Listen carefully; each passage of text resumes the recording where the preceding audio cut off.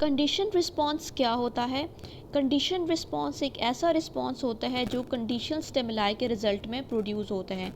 And what is conditional stimuli? Conditional stimuli वो stimuli होता है जिसको हम एसोसिएट करते हैं अनकंडीशनल स्टिमुलाई के साथ, जो इस केस में क्या है, फूड है। फूड के साथ हमने एक न्यूट्रल स्टिमुलाई जो कि बेल था उसको एसोसिएट किया, तो बार बार एसोसिएशन से, बार बार उसको साथ प्रेजेंट करने से with a minimal time difference, उससे क्या हुआ कि वो जो न्यूट्रल स्टिमुलस था वो कंडीशन स्टिमुलस की शक्ल इख्तियार कर गया, और उसके रिजल्ट में जो रिस्पॉन्स था यहाँ पे डॉग की सेलिब्रेशन थी वो कंडीशन रिस्पॉन्स बन गया। यानी बेल के बजाने पे जब डॉग ने सेलिब्रेशन स्टार्ट की तो वो डॉग का कंडीशन रिस्पॉन्स था, और उस टाइम पे जो बेल का रिंग होना वाज कंडीशनड स्टिमुलस। ठीक है, sound of bell was condition stimulus.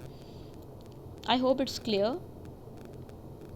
तो यहाँ पे हम पिक्चर में देख लेते हैं कि कंडीशनिंग से पहले की क्या हालत है। कंडीशनिंग से पहले फूड प्रेजेंट होती है तो डॉग सेलिब्रेशन स्टार्ट करता है, लेकिन कंडीशनिंग के बाद क्या होता है कि बेल के साउंड पे डॉग सेलिब्रेशन स्टार्ट कर देता है। तो फूड बिफोर कंडीशनिंग फूड क्या है, अनकंडीशनल स्टिमुलाई है, और रिस्पॉन्स जो डॉग का सेलिब्रेशन है वो अनकंडीशन है, बिकॉज इसको हमने सिखाया नहीं है, ये बाय बर्थ नेचुरली जो है उसके अंदर ये चीज़ प्रेजेंट होती है, लेकिन हमने उसको सिखाया क्या है कि बेल के बाद तुम्हें फूड मिलेगा। तो अब वो बेल के बजने पे ही सेलिब्रेशन स्टार्ट कर रहा है, उसके मुंह में पानी आ रहा है, दैट इज़ कंडीशनड रिस्पॉन्स। ठीक है,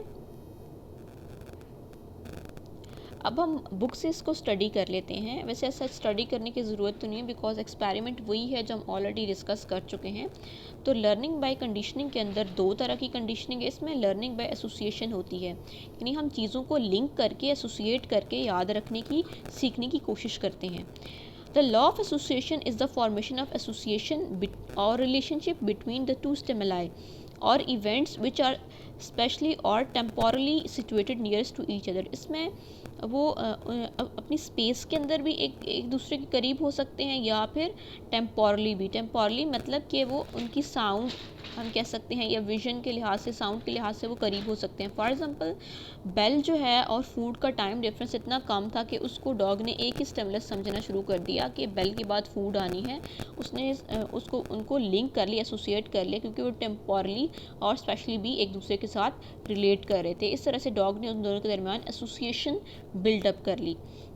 Whenever a stimulus event come before the other related stimulus event is revived in the mind instantly। तो अगर जो है वो डॉग अगर जो है वो एवान पावलोव फूड को बेल के साथ लिंक ना करता, और बेल जो है आधा घंटा पहले बज रही है और फूड जो है वो आधा घंटा बाद आ रहा है, तो वो चीज़ लिंक ना कर पाती। तो इसमें टाइम जो होता है वो भी, जो इवेंट्स की अक्रेंस है वो भी साथ साथ होगी, तभी जो है वो उसमें एसोसिएशन बिल्डअप हो सकती है।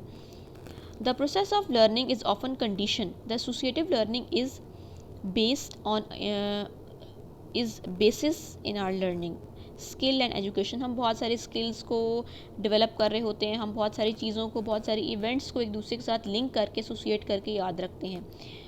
इसमें सबसे पहले क्लासिकल कंडीशनिंग है, जिसमें पावलोव ने काम किया, डॉग के ऊपर काम किया, और उसने जो अपना हम कह सकते हैं कि सेटअप यूज़ किया था वो ये वाला सेटअप था। इसमें उसके सलाइवरी ग्लैंड के साथ एक टेस्ट ट्यूब भी अटैच थी जो उसको कलेक्ट कर रही थी कि कितना वो सलाइवा जो है वो डिस्चार्ज कर रहा है, और उसके साथ जो है वो उसका रिस्पॉन्स नोट किया जाता था, कब उसने सेलिब्रेशन की, टाइम, और ये सब चीज़ें जो है उसने नोट की। एक्सपेरिमेंट वही है जो हम ऑलरेडी डिस्कस कर चुके हैं, वही एक्सपेरिमेंट यहाँ पे एक्सप्लेन किया हुआ है, आप लोग पढ़ लीजिएगा। अगर कुछ समझ ना आई तो आप लोग जो है वो मुझसे पूछ सकते हैं, मैं फर्दर इसको एक्सप्लेन कर दूँगी। हम इस फिगर को देख लेते हैं। इसमें जो है यही है कि डॉग पहले फूड पे सेलिब्रेट कर रहा है, फिर जो है वो बेल बजाई है तो कोई रिस्पांस नहीं आया, फिर बेल के साथ फूड लिंक किया, फिर भी कोई रिस्पांस नहीं आया।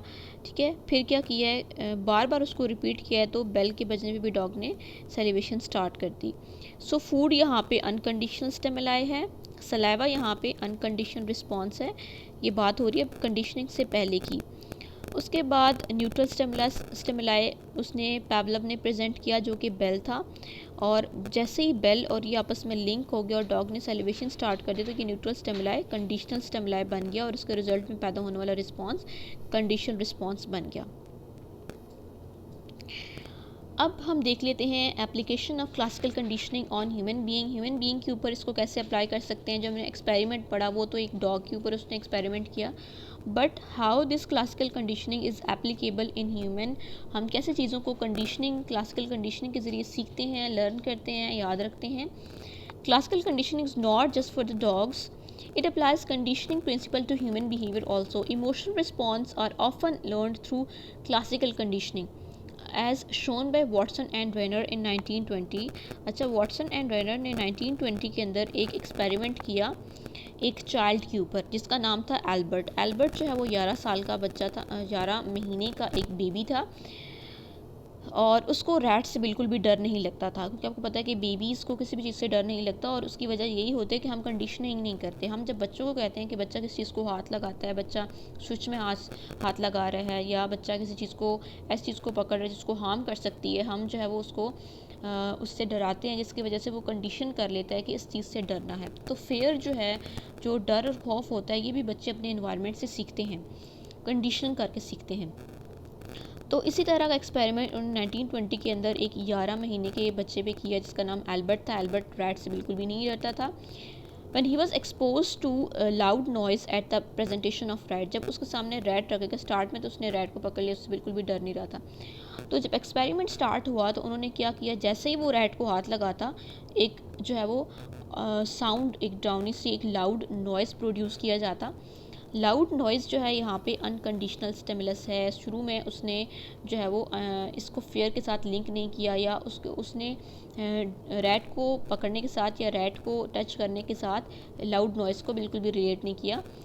लेकिन जब हर दफ़ा टच करने पे उसको एक लाउड आवाज़ सुनाई देती थी, तो बाद में वो आवाज़ उसने कंडीशन कर ली।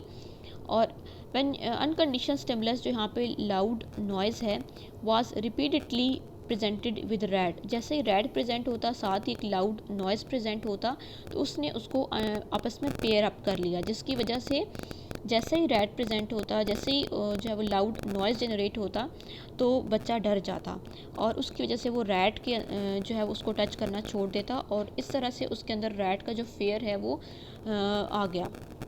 पहले उसके अंदर रैट से बिल्कुल भी उसके अंदर रैट का फेयर नहीं था, लेकिन बाद में जब लाउड नॉइज़ प्रेजेंट करने की वजह से बच्चा रैट को टच करने से या उसके पास जाने से डरना शुरू हो गया।